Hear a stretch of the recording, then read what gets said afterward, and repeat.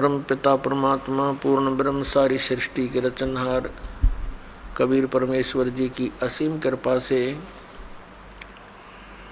आप पुण्यात्माएं सत्संग सुनने के लिए उपस्थित हुए। परमात्मा बताते हैं, मात पिता मिल जाएंगे 184 माँ, सतगुरु सेवा और भक्ति या फिर मिलन की ना। परमात्मा स्वयं आकर के हमें जगाते हैं।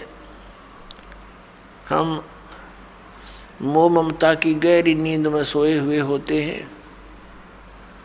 वो परमपिता परमात्मा दयालु भगवान हमें आकर के याद दिलाते हैं, मानुष जन्म दुर्लभ है मिले न बारंबार, जैसे तरवर से पत्ता टूट गिरे वो बोर न लगता डार। मानुष जन्म पाए कर जो नहीं रटे हरि नाम,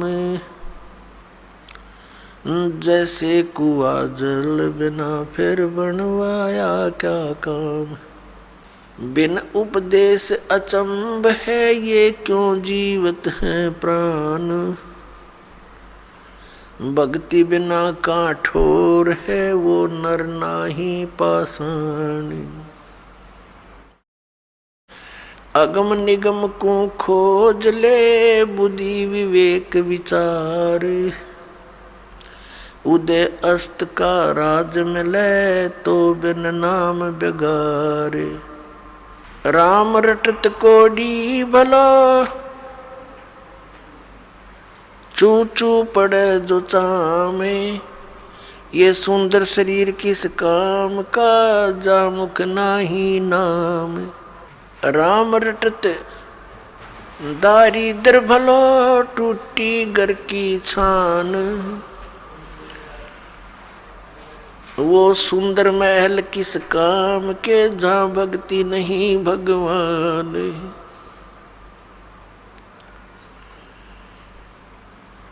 राम रटत कन्या भली साकेट भलो न पूत, जैसे बकरी के गल में गल थना जिसमें दूध ना मूत। हमारे परमात्मा ने, हमारे पिता ने, हमारे जनक ने आकर के हमें ये ज्ञान बताया कि आप इस लोक के वासी नहीं हो, आप यहाँ के रहने वाले नहीं हो, और जिन इन संसारिक सुखों को आप सुख मानते हो ये झूठा सुख है, ये अस्थायी है। आप जी को यहाँ रोके रखने के लिए आपको इतना विवश कर दिया इस काल भगवान ने। अपने तीनों पुत्रों को, ब्रह्मा जी को रजगुण युक्त बना दिया, विष्णु जी को सतगुण युक्त बना दिया, और शंकर जी को, शिव जी को तमोगुण युक्त बना दिया। और इनके अंदर से निकल रही वो तरंग हम सभी प्राणियों को प्रभावित कर रही है। भले ही ये भगवान, भले ही ये प्रभु, ये स्वामी अपने अपने लोकों में रहते हैं। ब्रह्मा लोक में ब्रह्मा जी, विष्णु लोक में विष्णु जी, और शिव लोक में शिव जी। लेकिन इनके अंदर से, इनके शरीर से निकल रही वो गुणों की तरंग वो हमें प्रभावित कर रही है, यहाँ बैठों को।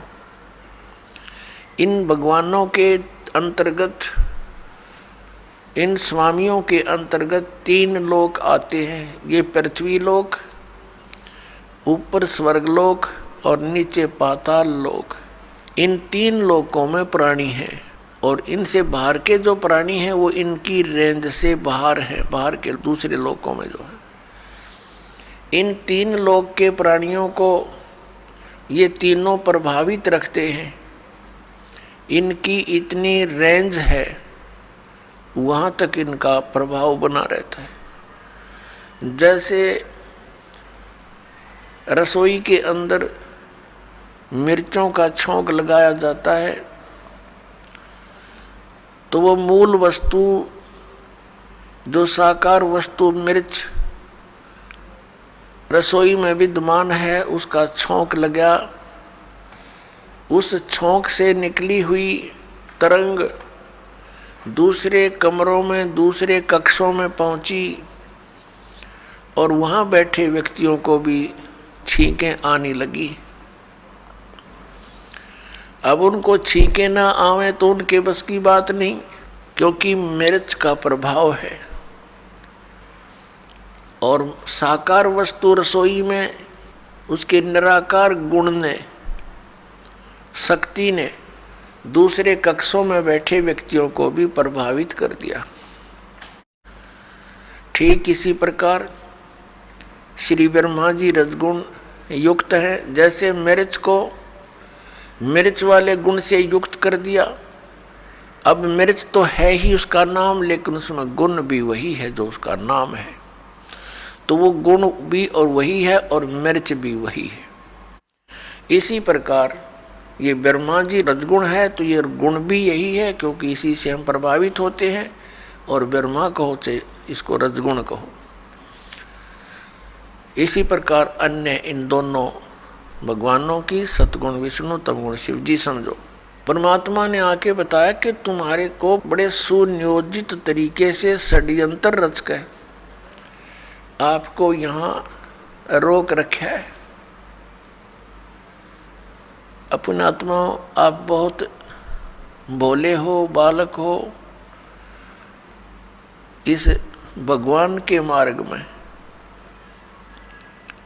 और बालक की इतनी बुद्धि नहीं होती वो अपने हानि और लाभ को सोच ले।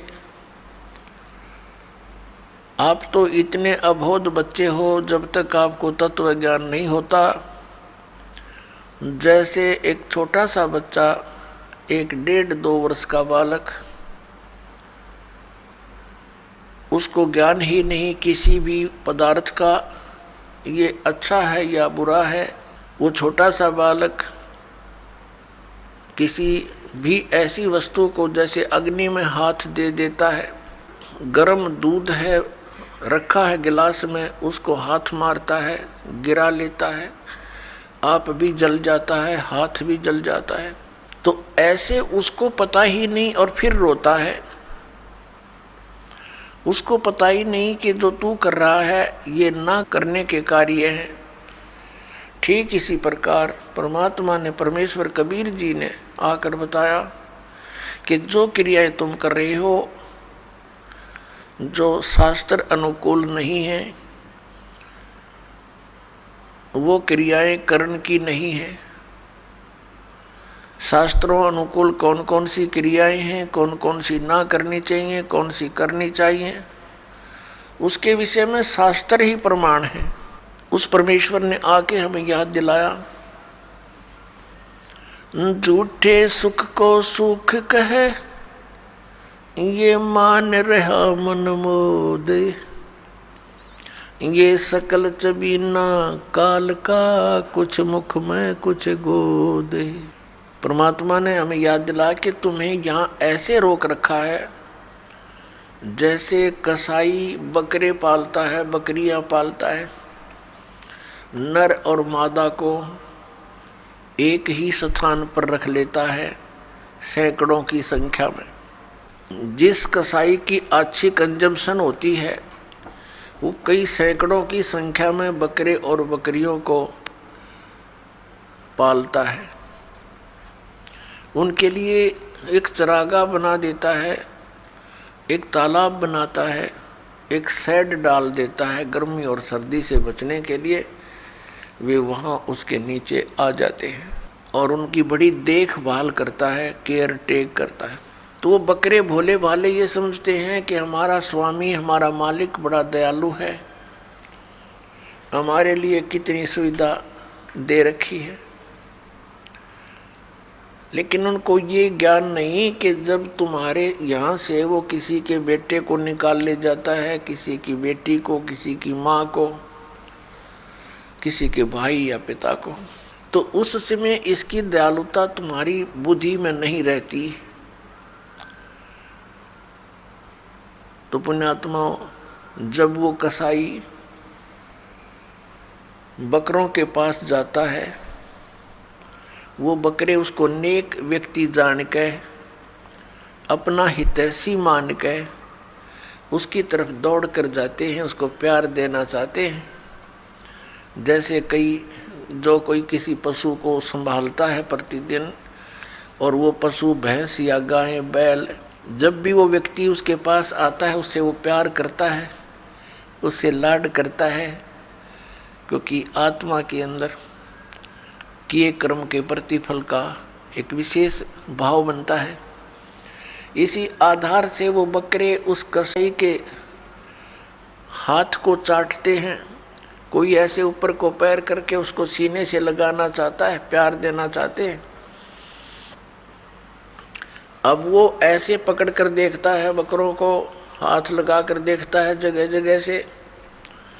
वो तो ये देख रहा है इसमें यो कितना मांस चढ़ गया, इसका ऊपर कितने कै किलो का बिकेगा, और वो चाटते हैं, उसको लाड देते हैं, ऐसे जीभ से चाट चाट कर प्यार देते हैं। बड़ा नेक आदमी है। और वो एस्टीमेट लगाने लग रहा है यो कितने का बिकेगा। परमात्मा ने आके बताया कि ठीक इसी प्रकार खाई खुराका पैन पोशाका यम का बकरा पलता है। कहते हैं खाई खुराका और पैर पोशाका, यहाँ यम का बकरा पलता है। इस काल के बकरे पल रहे हो तुम,